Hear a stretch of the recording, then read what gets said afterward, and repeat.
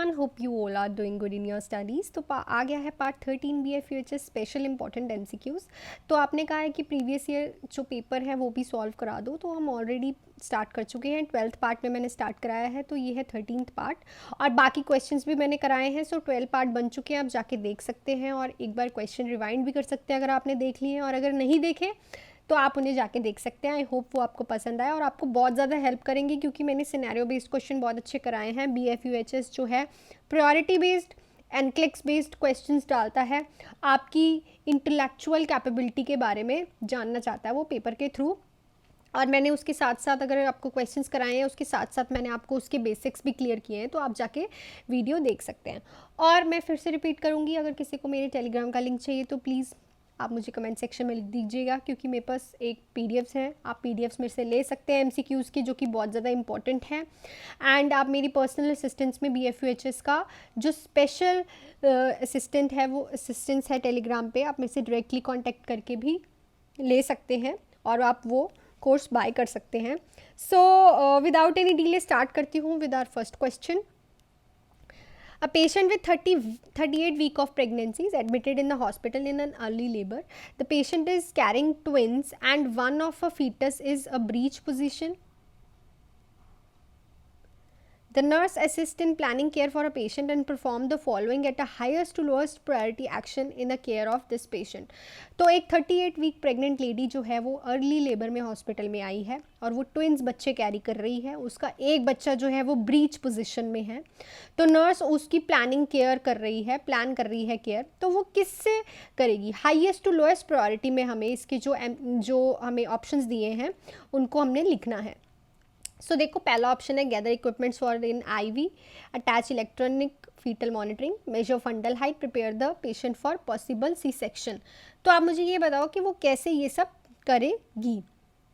सो देखो, हमारे पास ये ऑप्शन है, इसको हमने हाईएस्ट टू लोएस्ट प्रायोरिटी में लिखना है। तो देखो, पहले वो क्या करेगी? ऑब्वियसली बच्चा जो है ब्रीच पोजीशन में और ट्विन्स है, हमें सबसे पहले उसको इलेक्ट्रॉनिक फीटल मॉनिटरिंग लगानी पड़ेगी, क्योंकि बच्चा डिस्ट्रेस में भी जा सकता है अगर वो अर्ली लेबर में आई है, ठीक है। और 2 बच्चे हैं एक साथ, तो हमें पहले दोनों बच्चों की सिक्योरिटी के लिए फीटल मॉनिटरिंग लगाना पड़ेगा। उसके बाद हम उसका सिजेरियन सेक्शन प्लान करेंगे, ठीक है, जिसके बाद आएगा हमारा B-D, उसके बाद आएगा हमारा A, हम IV सेट की गैदरिंग करेंगे और मेजर करेंगे फंडल हाइट। जो इसका करेक्ट ऑप्शन होगा वो है करेक्शन B, ऑप्शन B।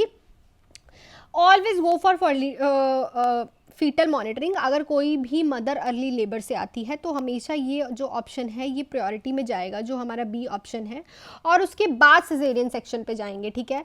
तो जहाँ पे आपको लगे कि ये ऑप्शन तो फिक्स है मेरा कि ये फर्स्ट पे ही आएगा, आप वो सेलेक्ट करिए ऑप्शंस में से और उस ऑप्शंस के अकॉर्डिंग अपने हाईएस्ट टू लोएस्ट पे जाइए, ठीक है। नेक्स्ट पे चलते हैं। During antibiotic administration, the nurse inspect 2 days old IV site on a patient who is neutropenic and observe redness without swelling. The patient complain of tenderness. Which of the following intervention is a priority of a nursing implement? तो एक patient है जिसको antibiotic administer हो रहे हैं, 2 दिन हो गए हैं, उसका IV कैनुला लगे और उस साइड पे न्यूट्रोपीनिया हो गया है, रेडनेस देखने को मिल रही है पेशेंट की और स्वेलिंग विदाउट स्वेलिंग देखने को मिल रही है। जो पेशेंट है कंप्लेन कर रहा है टेंडरनेस की, तो कौन सी इंटरवेंशन जो है नर्स प्रायोरिटी में रखेगी? सो देखो, हमारे पास ऑप्शन है informing vital science before IV set, informing the patient that the IV need to be change, administer prescribed pain medication or informing the patient to conserve energy.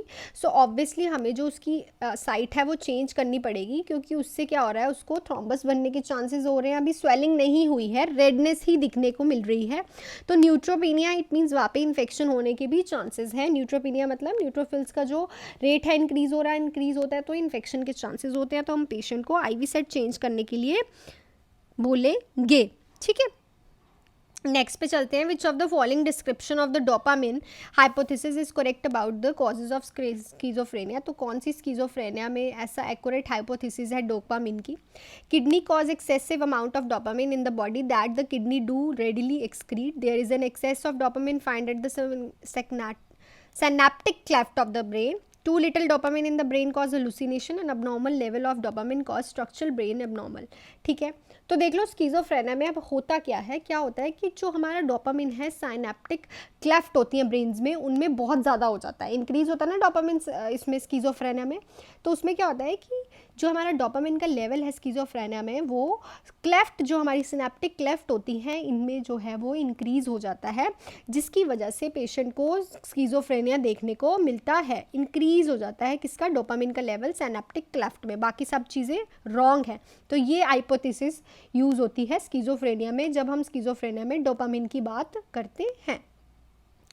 Next पे चलते हैं। When the purpose is to limit the incidence of disease by tongue controlling cause and risk factor which of the following is right. जब हम किसी disease का control कर रहे होते हैं, उसकी कॉजेज एंड रिस्क फैक्टर्स का, तो उसको हम क्या बोलते हैं, primordial prevention, primary prevention, secondary prevention या फिर टर्शरी प्रिवेंशन।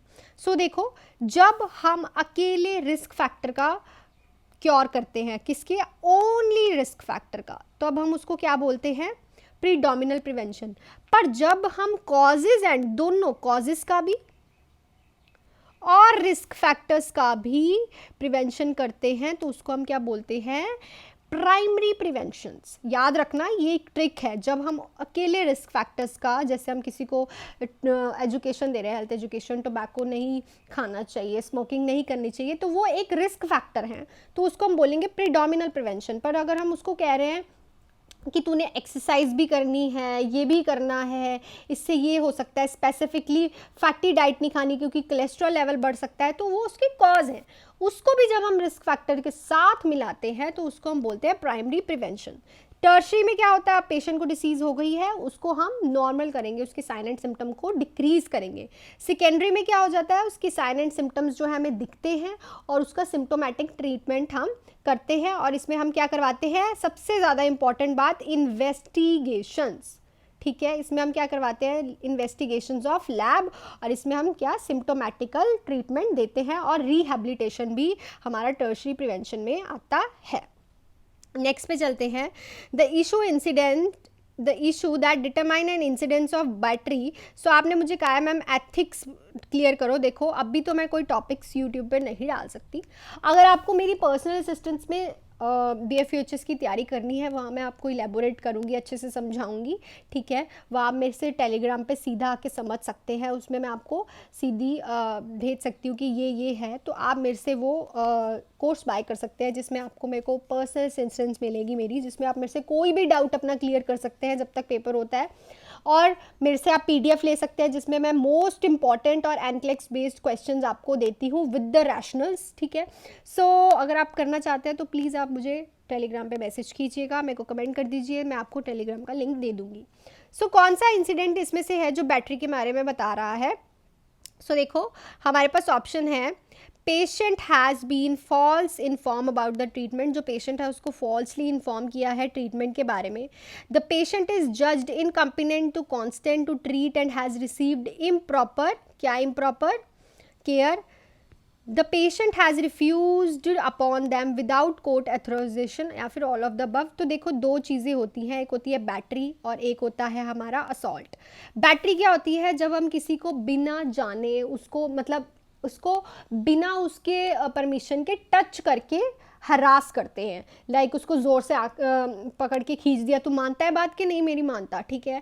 और असॉल्ट क्या होता है, जब हम उसे गेस्चर से डांटते हैं, आंखें निकाल के दिखा दी, मतलब हमने उसको टच नहीं किया। बैटरी और असॉल्ट में दो ही डिफरेंस है, दोनों में डराते ही हैं हम, मिसबिहेव ही करते हैं दूसरे पर्सन की परमिशन के बिना ही, पर असॉल्ट में हम टच नहीं करते, बैटरी में हम टच करते हैं। तो इन सारे ऑप्शंस में अगर आप देखो तो ध्यान से, तो हमारा जो थर्ड ऑप्शन है, that is care that patient has refused is forced.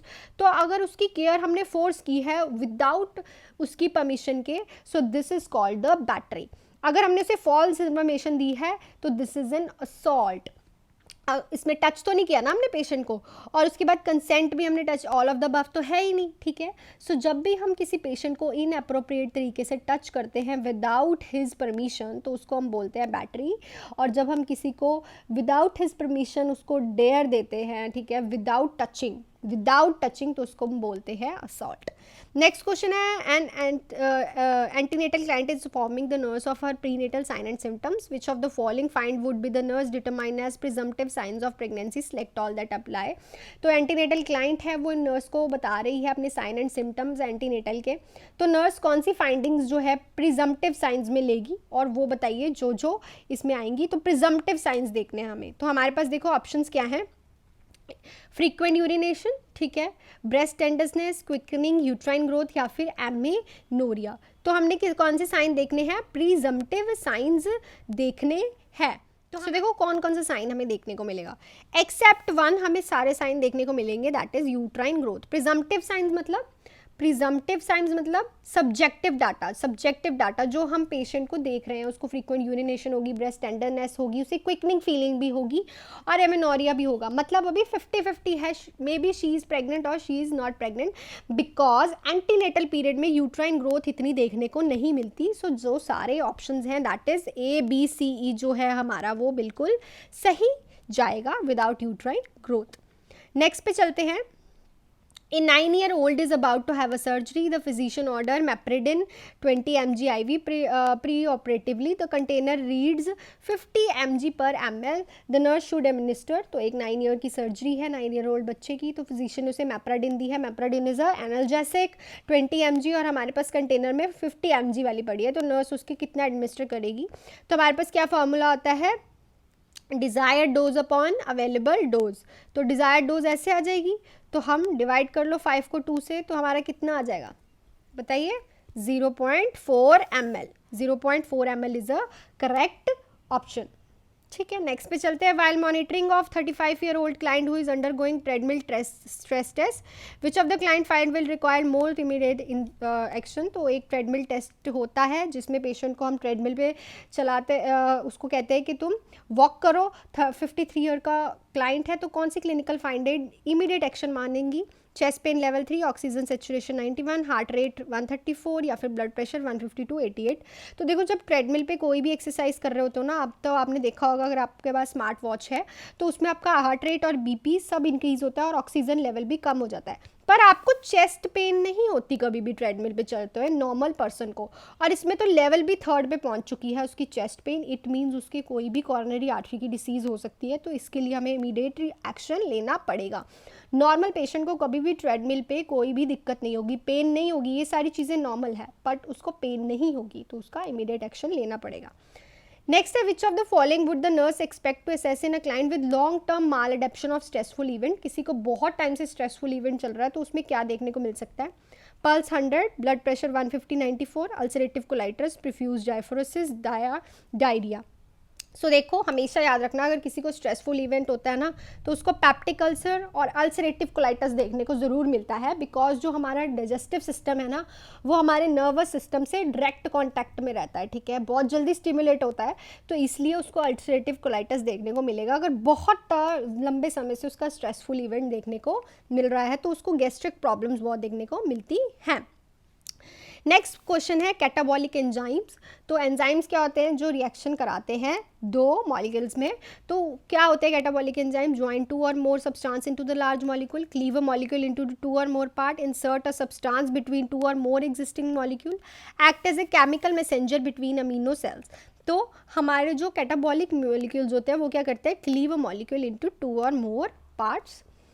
So this is all about the part, हमारा कौन सा पार्ट था ये, पार्ट 13। सो आज हमने फिर 10 क्वेश्चंस किए हैं। होप ये वीडियो आपको पसंद आई है तो please hit the like button और सब्सक्राइब टू माय चैनल। और अगर ऑलरेडी सब्सक्राइब कर रखा है तो आपको रोज़ क्वेश्चन मिल ही रहे हैं। और अगर आपको टेलीग्राम पे मेरी पर्सनल असिस्टेंट से पढ़ना है तो आप मेरे को कमेंट सेक्शन में लिख सकते हैं, मैं आपको लिंक शेयर कर दूंगी। And all the best and do hard work. Thank you.